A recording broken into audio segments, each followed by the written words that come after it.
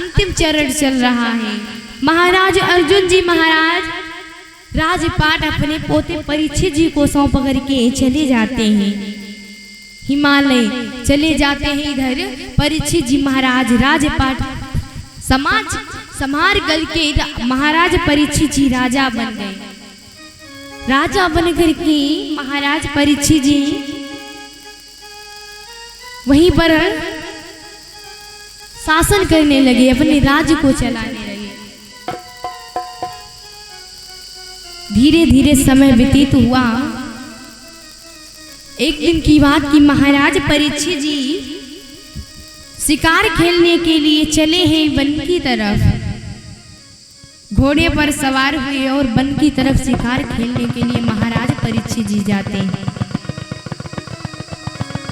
परीक्षित जी महाराज घोड़े पर सवार होकर के शिकार खेलने के लिए जा रहे हैं। घोड़ा को दौड़ा करके महाराज परीक्षित जी जंगल में गए और जंगल में जाकर के तलाश की, शिकार की तलाश करने लगे। शिकार ढूंढ रहे महाराज परीक्षित, इधर उधर घूम रहे हैं, परंतु कोई भी शिकार महाराज परीक्षित को नहीं मिला। तो महाराज परीक्षित जी धीरे धीरे उनको समय बीत गया, शाम हो गया, परंतु कोई शिकार नहीं मिला। उसी समय महाराज परीक्षित जी ने देखा क्या कि एक टांग टूटी और 3 पांवों पर चलती एक गाय दौड़ी हुई आ रही है और उसके पीछे एक कमजोर बैल आ रहा है, वृद्ध बैल आ रहा है। आज महाराज परीक्षित जी ने देखा दूर आ रहे गाय आ रही, उसके पीछे बैल आ रहा, उसके पीछे एक हाथ में गदा लिए हुए चंडाल जैसा भेष रखा है कोई आ रहा है। महाराज परीक्षित जी ने देखा गाय माता को दुखी, गाय मैया ने कहा त्राहि माम मेरी रक्षा कीजिए। माता गैया की बात सुनकर के महाराज परीक्षित जी कहने लगे आपको कष्ट किसने दिया मैया, हमारी राज में रहते हुए आपको कष्ट किसने दिया। तो गाय मैया ने कहा कि हमें कष्ट वो पीछे हाथ में जो गदा लिए चंडाल आ रहा है उसी ने दिया है। मैं कोई गाय नहीं हूं, मैं एक पृथ्वी हूं और ये बैल एक धर्म है जिसे अब कलयुग आ रहा है। एक जो गदा लिए हुए चंडाल के भेष में आ रहा है ये कोई नहीं है, एक कलयुग है। महाराज परीक्षित जी ने कहा अच्छा। कहने लगे आपको क्या चाहिए, आप हमारे राज्य में गाय और इनको कैसे क्यों सता रहे हो। गाय मैया ने कहा महाराज परीक्षित जी एक बात बताऊं, त्रेता द्वापर सतयुग में संत महात्मा पूजा पाठ किया करते थे,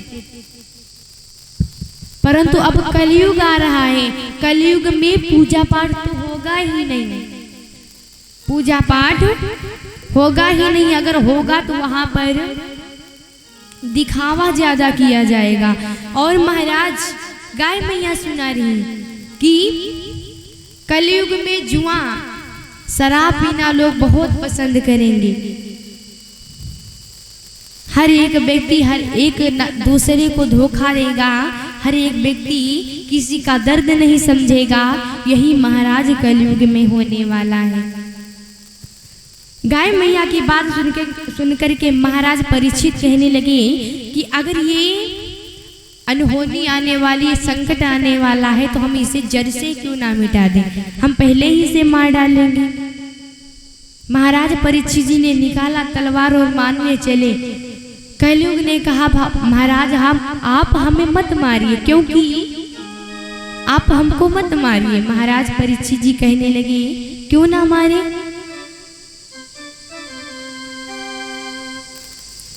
तो कलयुग कहने लगा सुनिए प्रभु, त्रेता द्वापर सतयुग में तो सब नाम लेते थे, लेकिन अब कि कलयुग केवल नाम आधारा, सुमेरी सुमीरी नर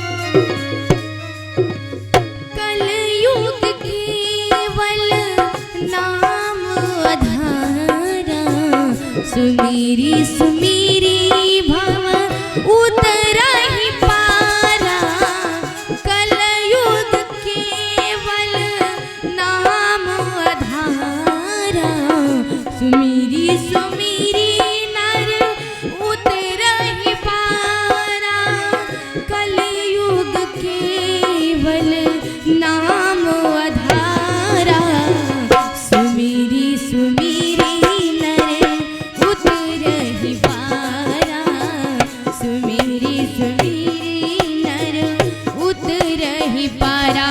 बोलो राम बोलो राम बोलो राम बोलो राम बोलो राम बोलो राम बोलो राम बोलो राम।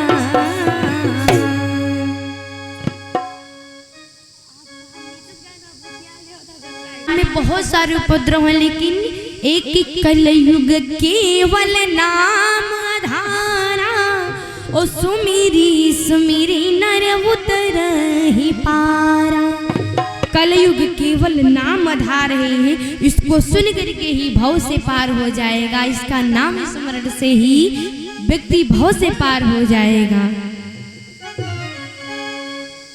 व्यक्ति कहते हैं कि कलयुग में नाम ही आधार है, तो नाम जब आधार है तो हम बुढ़ापे में भजन कर लेंगे, और भजन करके बुढ़ापे में हम भजन कर लेंगे, और भजन करके हम स्वर्ग को सिधार जाएंगे। परंतु ऐसा नहीं होता है। कहते कि अंतराम मुख निकसत नाही, यानी अगर हम परमात्मा का नाम नहीं लेंगे, भक्ति नहीं करेंगे, तो अंत समय में हमारे मुंह से परमात्मा का नाम निकलना असंभव है। कहते हैं कि हमें पता ही नहीं चलता कि जवानी जो है, बुढ़ापा है, कब ढल गया कब चला गया, हमें पता ही नहीं चलता। इसलिए कि समय है, हमें परमात्मा की भक्ति करनी चाहिए, परमात्मा का नाम लेना चाहिए। क्योंकि कवि ने दर्शाया कि आई क्यों बुढ़ापा न जानी, क्यों बुढ़ापा न जानी, कैसे ढली गई जवानी। आई क्यों बुढ़ापा न जानी, कैसे ढली गई जवानी।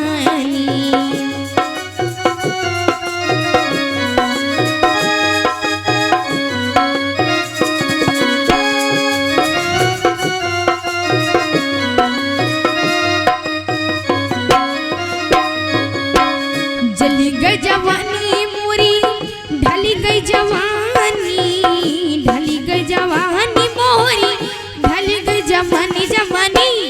आई गो बुढ़ापा न जानी, कैसे ढली गई जवानी। आई गो बुढ़ापा न जानी।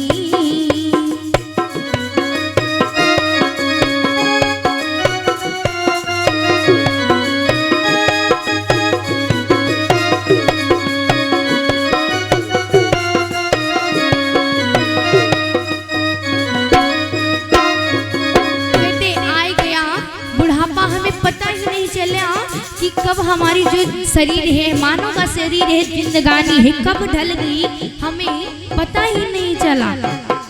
साधक कहता है पहलो बुढ़ापो मोरे बालन पे आयो, पहलो बुढ़ापो मोरे बालन पे आयो।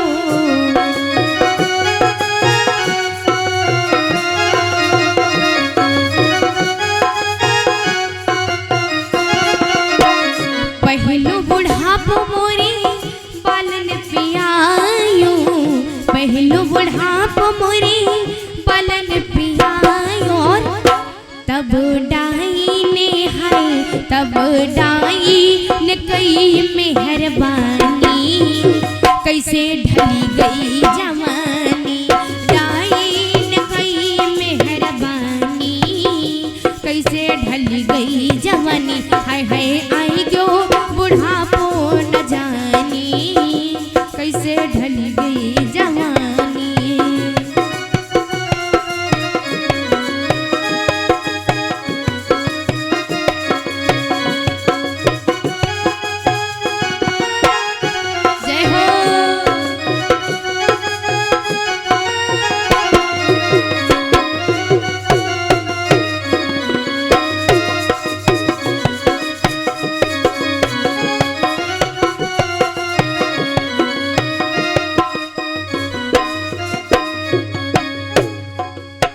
साधक की पहला बुढ़ापा हमारे पालन पे आया, तब दाई ने मेहरबानी कर दी कि हम जवान है, सयानी है और हमारे डाई लगी हुई है, हमारे बाल काले हैं। परंतु कहते हैं आजकल तो छोटे छोटे बच्चों के बाल पक गए हैं। और साधक कहता है दूसरा बुढ़ापा मोरी अखियन पे आयो, दूसरा बुढ़ापा मोरी अखियन पे आयो।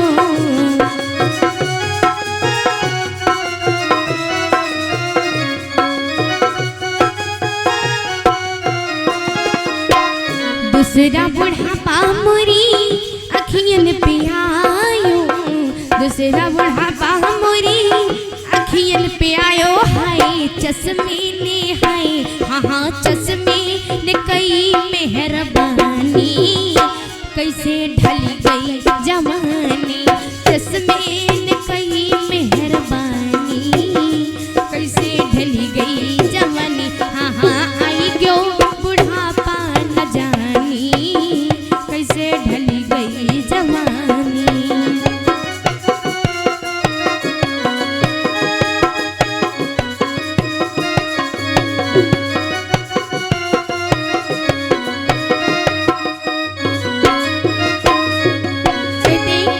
साधक कहता दूसरा बुढ़ापा जब हमारी आंखों पे आया तो चश्मा मैंने टेस्ट करवा लिया, उस चश्मों को लगा करके अपनी रोशनी आंखों की बढ़ा ली, उसने मेहरबानी हमारे ऊपर कर दी। परंतु जब तीसरा बुढ़ापा आया तो सुनिएगा, तीसरा बुढ़ापा मोरी कमर पे आयो, तीसरा बुढ़ापा मोरी कमर पे आयो।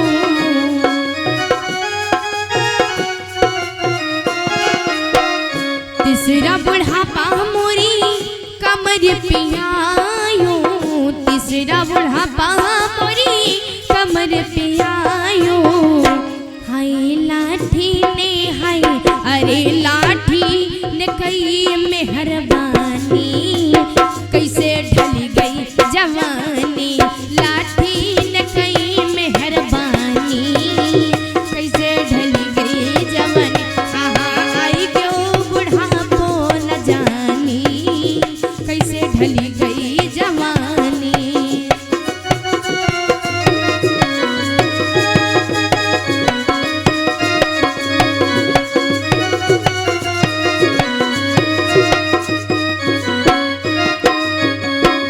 ढली गई जवानी मोरी, ढली गई जवानी, ढली गई जवानी मोरी, ढली गई जवानी। हाय हाय आई क्यों बुढ़ापा न जानी, कैसे ढल गई जवानी। आई क्यों बुढ़ापा न जानी, कैसे ढली गई जवानी।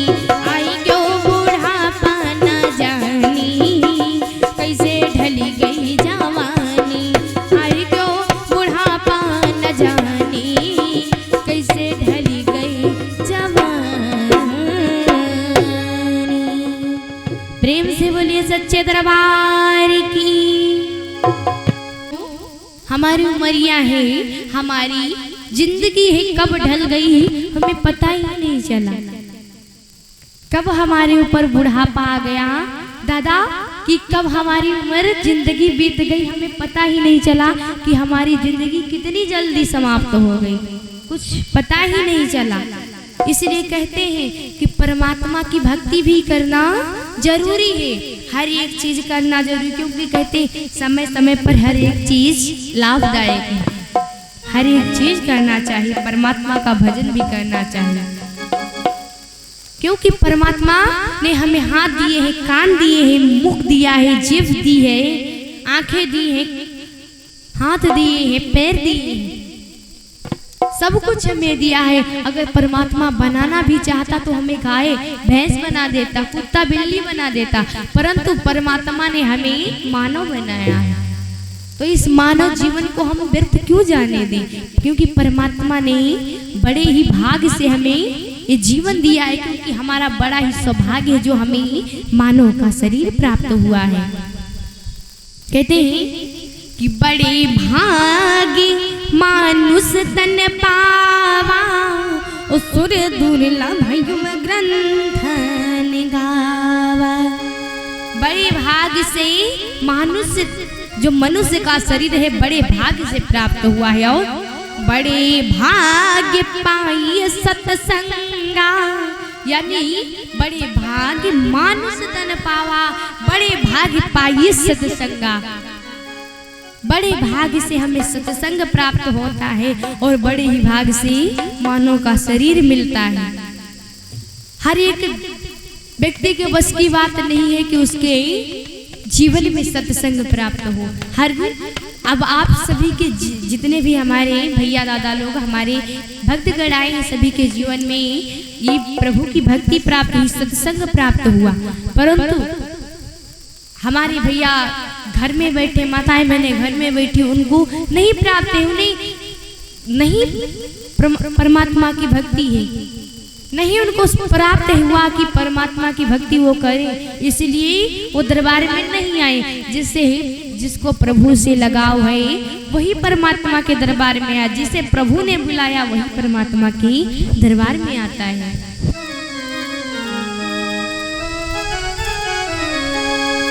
इसलिए कहते हैं परमात्मा की भक्ति करना भी जरूरी है।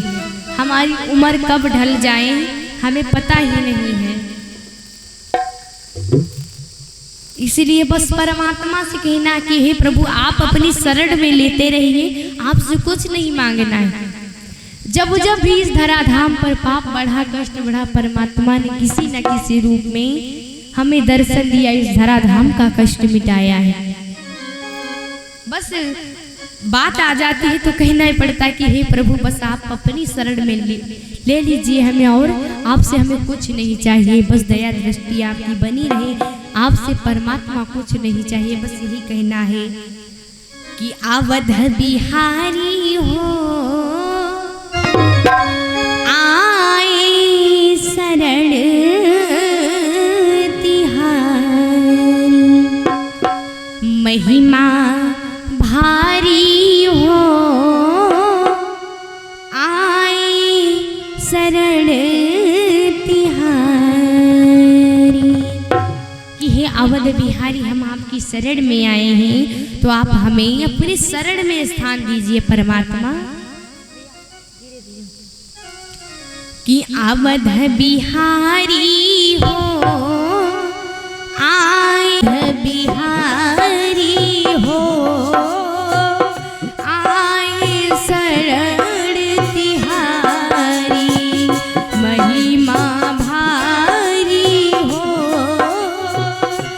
आए शरण तिहारी।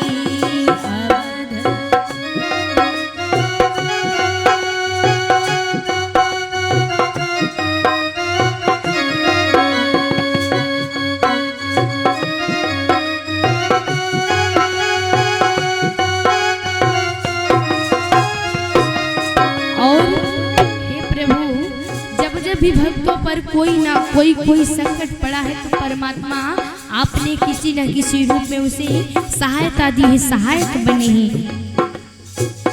महापात की राह अजामिल उसे मिला सूरधाम हो,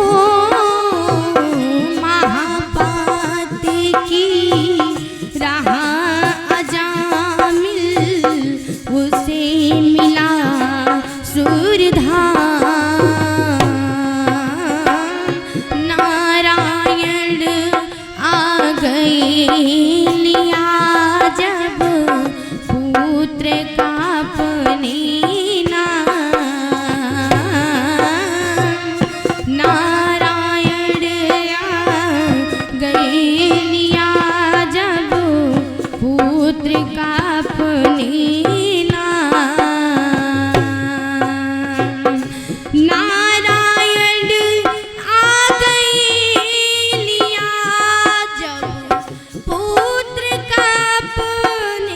नाम,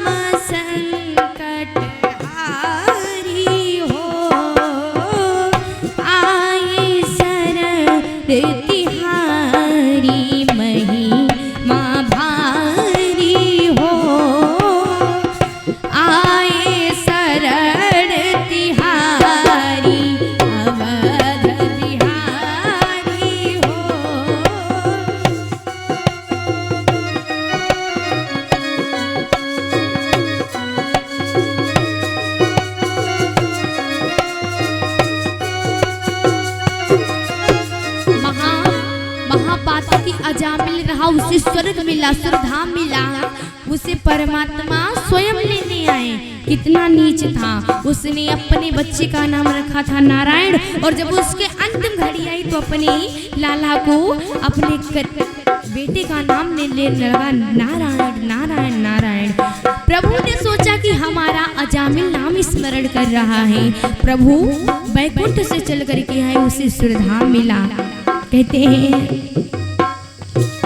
हिरणाकुश प्रहलाद को जब बांधा खंभे के साथ, हिरणाकुश प्रहलाद को जब बांधा खंभे के साथ, तब बोला लाद कहाँ हो आओ दीनाना, हाँ तब बोला प्रहलाद कहाँ हो आओ दीनाना, तब बोला प्रहलाद कहाँ हो आओ दीनानाथ, भगत हितकारी हो आए शरण तिहारी, महिमा भारी हो आए शरण तिहारी।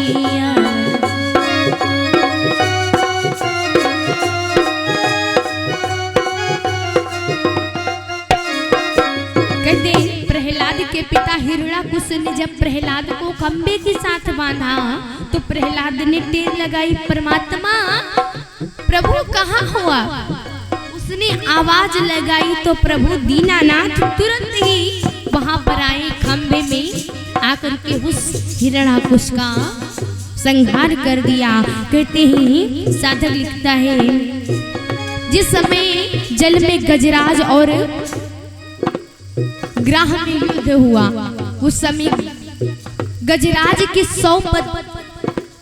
50 पत्नियां हैं, 100 पुत्र हैं, परंतु जब गजराज का पैर ग्राह ने पकड़ लिया तो उस समय कोई साथ देने वाला नहीं। कहता है साधक, जब जल में गजराज ग्राह में युद्ध हुआ घन घोर,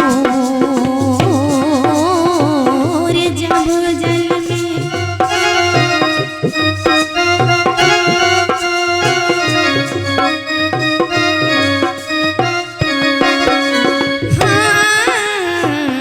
हार गया गजराज तो बोला दौड़ो नंद किशोर,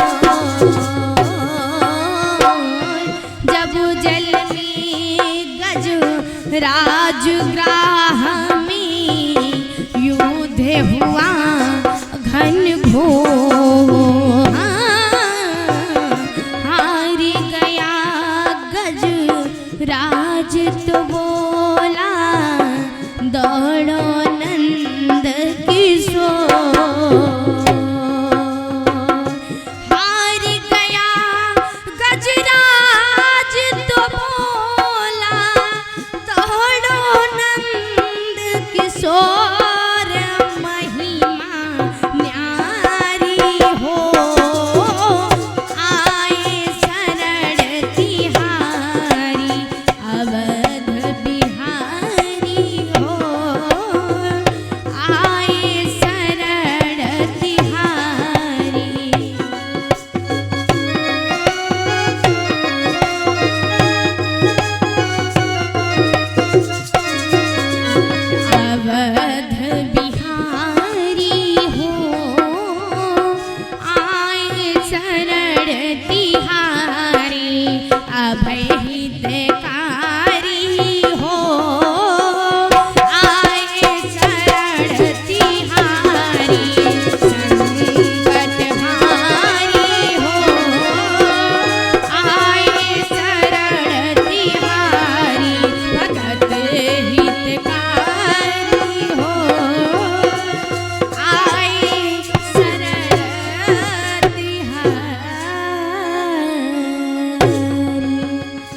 प्रेम से बोलिए सच्चे दरबार की, भक्त वत्सल भगवान की। कहते हैं कि महापात की अजामिल था भैया, महापात की महानीच था, परंतु परमात्मा ने उसे आकर के अपने धाम को ले गए। नीच से नीच महापापी तर सकते हैं प्रभु की भक्ति में आकर के, प्रभु की संगत में कहते संतन के संग लाग री तेरी अच्छी बनेगी। अगर संतों के संग में हम लगेंगे तो हमारी अच्छी कैसे बनेगी? अच्छी इस प्रकार बनेगी, जब हम संगत करेंगे साधु संतों की तो हमें ज्ञान बताया जाएगा, अच्छी बातें बताई जाएगी, सम्मान बताया जाएगा, परमात्मा हमारी मुक्ति कैसे होती है। और कहते हैं कि रामचरितमानस जो है उसकी शरण में आकर के क्रोध मोह लोभ मत्सर ईर्ष्या ये दूर हो सकते, कैसे दूर हो सकते हैं?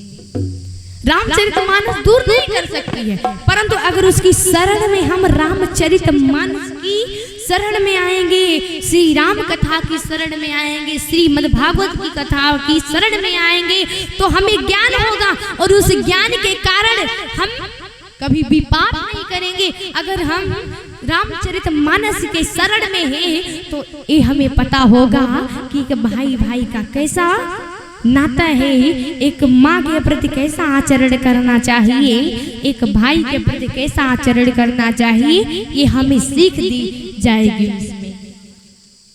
उसमें हमें पता होगा कि रामचरितमानस में राम जी ने कैसे आचरण अपनी मैया के प्रति किए, अपने पिता के प्रति किए।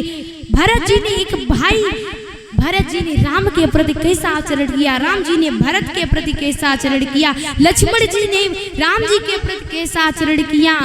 ये सब अगर सीखना है तो रामचरितमानस के शरण में आना होगा। कहते हैं कि अगर हम चोरी करेंगे, झूठ बोलेंगे, अगर श्री राम कथा सुनी, श्रीमद् भागवत कथा सुनी, हमें ज्ञान है तो शायद हम चोरी करना बंद कर दें, क्योंकि हमें ज्ञान होगा कि इसके कारण ये होगा। इसलिए कहते हैं कि संतन के संग लागरी तेरी बढ़िया बनेगी। इसलिए परमात्मा की भक्ति करना जरूरी है।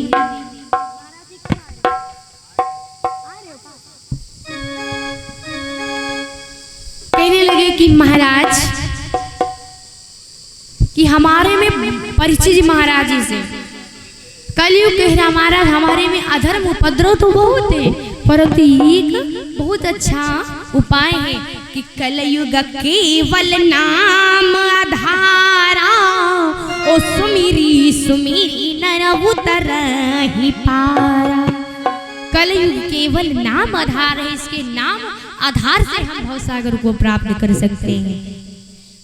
इसलिए महाराज परीक्षित जी कहने लगे ठीक है आप जा सकते हैं। तो परीक्षित जी से कलयुग कहने लगा महाराज हम जाएं तो कहाँ जाएं, हमारा आप निवास बताइए, हम कहाँ पर अपना निवास बनाएं, हम कहाँ किस जगह पर ठहरे। तो महाराज परीक्षित जी ने कहा कि आपका स्थान है जहाँ पर चोरी होती हो, जुआ खेला जाता हो, शराब पिया जाता हो, रोजाना झूठ बोला जाता हो और चोरी का स्वर्ण हो, उसमें सोना हो, उसमें जाकर के आप प्रवेश करिए। महाराज परीक्षित जी मुकुट पहने हुए थे, वो मुकुट अर्जुन जी महाराज लाए थे युद्ध में जीत करके। इसलिए महाराज परीक्षित जी अपने सर पर धारण किए थे मुकुट, उसी को देख करके कलयुग उसी में तुरंत प्रवेश कर गया। और जैसे ही प्रवेश किया कलयुग महाराज परीक्षित जी के मुकुट में प्रवेश कर गया और जो अंतःकरण है, वाणी है, मस्तिष्क है, उसकी जो सोचने की क्षमता थी सब कुछ बदल के रख दिया। महाराज परीक्षित जी चल देते, घोड़े पर सवार हुए, धीरे धीरे घोड़ा चल लेकर के चलते चलते पहुंचे कहाँ, महाराज लोमस ऋषि की कुटिया के पास। लोमस ऋषि जी ध्यान मग्न परमात्मा की भक्ति कर रहे थे। ओम नमो भगवती वासुदेवाय, ओम नमो भगवती वासुदेवाय, परमात्मा की भक्ति में लगे थे। परंतु कलयुग महाराज परीक्षित जी के मुकुट में विराजमान है। इसलिए महाराज परीक्षित जी ने देखा कि इस बाबा ने मुझे देख करके मेरे प्रति हाथ नहीं जोड़ा, मुझे प्रणाम भी नहीं किया, ध्यान लगाए बैठा हुआ है। इसलिए महाराज परीक्षित जी तुरंत जाकर के इधर उधर देखते हैं, वहां पर एक सर्प पड़ा हुआ था, सर्प मृत सर्प पड़ा हुआ था। उसी को जाकर के उठा करके लोमस ऋषि के गले में डाल दिया। लोमस ऋषि के गले में जब डाल दिया तो लोमस ऋषि अपने ध्यान मग्न हैं। परीक्षित जी महाराज घोड़े पर सवार हुए, घोड़े को ला करके चल देते हैं और अपने राज्य में पहुंच जाए। इधर लोमस ऋषि महाराज के पुत्र जब श्रृंगी ऋषि आए, श्रृंगी ऋषि ने देखा कि हमारे पिता के गले में किसी ने सर्प डाल दिया है, वो भी मृत सर्प। तो श्रृंगी ऋषि महाराज बहुत क्रोधित हुए और क्रोध में आकर के श्राप दे दिया कि जाओ, मैं श्राप देता हूँ, जिसने भी ये मृत सर्प हमारे पिताजी के गले में डाला है उसको श्राप देता हूँ कि यही सर्प 7वें दिन जीवित सर्प बन करके उसकी मृत्यु का कारण बने, उसको जा करके काटे।